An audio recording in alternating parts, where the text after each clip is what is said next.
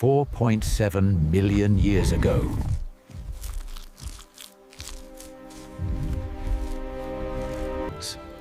How did prehistoric humans survive through all difficulties? Have you ever wondered if thrown back If you love stories about the origin of humanity, subscribe to the channel now so you don't miss the next episodes. The harsh world of 4.7 million years.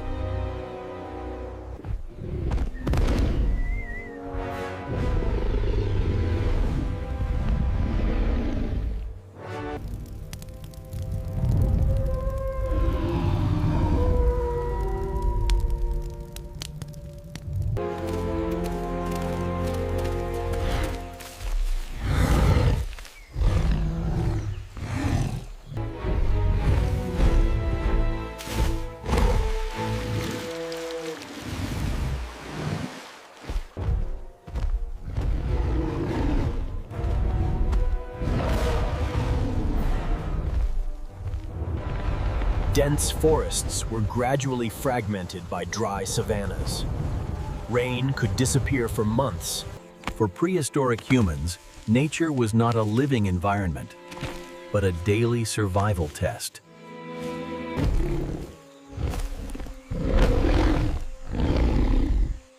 Threats were everywhere. Saber-toothed cats quietly lurking in tall grass. Ancient hyenas awaiting the smallest mistake. Venomous black mambas, disease-carrying sandflies, and also carnivorous species that today only exist in fossils. No fences, no sturdy shelters, only instinct and constant vigilance.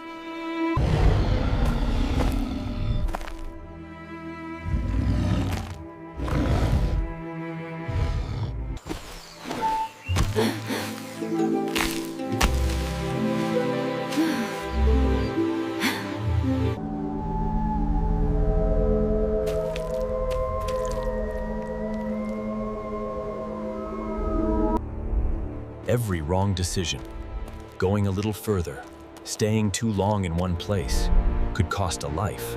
In that world, humans were not yet masters. They were small, weak, and vulnerable.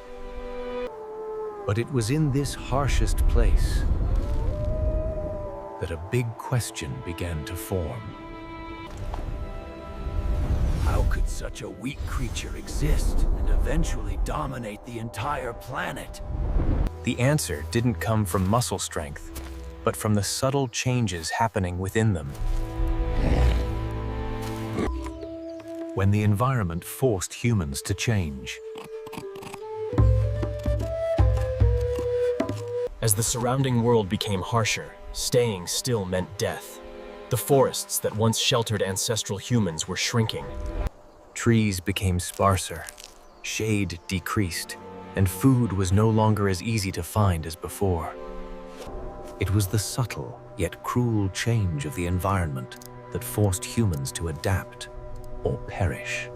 The savannah expanded, bringing a whole new challenge.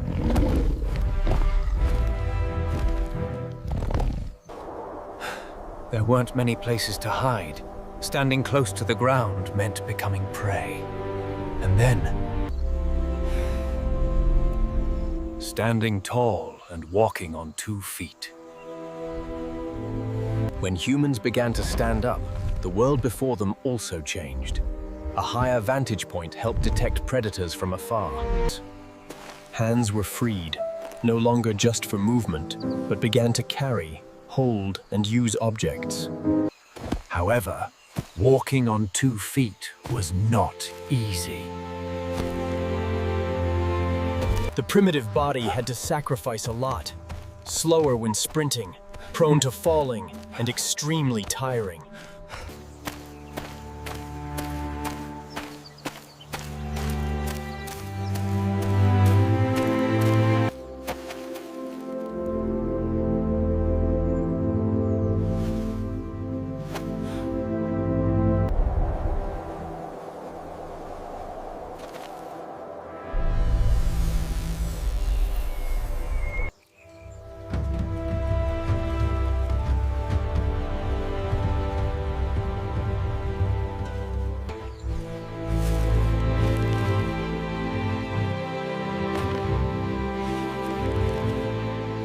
They didn't have language like us today, but their bodies, gazes, gestures, and simple sounds were enough to convey vital information.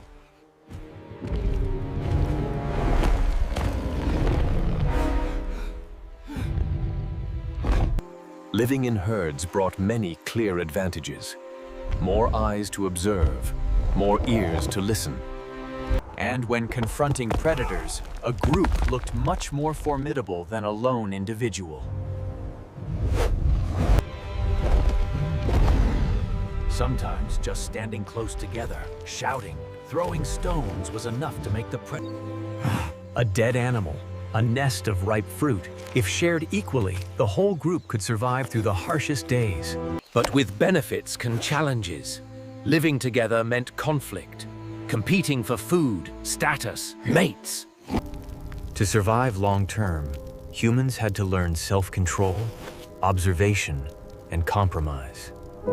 Individuals who were too aggressive or too selfish were often eliminated not by nature, but by their own community. And it was here, in these small groups of people in the vast savannah, that the first seeds of human society were sown. Before sophisticated tools, before complete language, humans had the most powerful weapon: each other. The primitive body, the first survival weapon, when the body became a survival tool. If prehistoric humans were placed next to those who dominated the Earth at that time, the disparity was almost despairing. They had no long fangs, no sharp claws, couldn't run as fast as antelopes, nor were they as strong as giant carnivores. So what helped them not be wiped out? The answer lies right within their own bodies. A body. One of the most important changes was bipedalism. Not only did it help them see further or free their hands, standing upright also helped humans dissipate heat.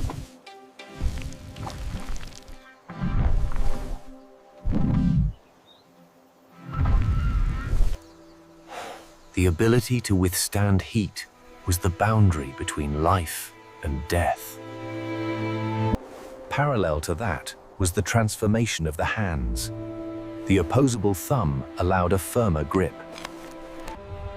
Initially, it was just holding tightly to a branch or a stone. But gradually, these hands not only held, but began.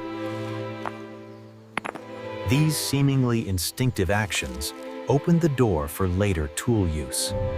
Most notably is the brain. It wasn't yet large, not yet complex, but it was extremely energy-intensive. The body had to consume many resources just to nourish the brain. That means, if the brain didn't bring survival benefits, it wouldn't have existed. Individuals who could remember the location of water sources, distinguish signs of danger, or learn from others' mistakes, they survived longer. The body of prehistoric humans was not born for direct combat. It was optimized for endurance, observation, and adaptation.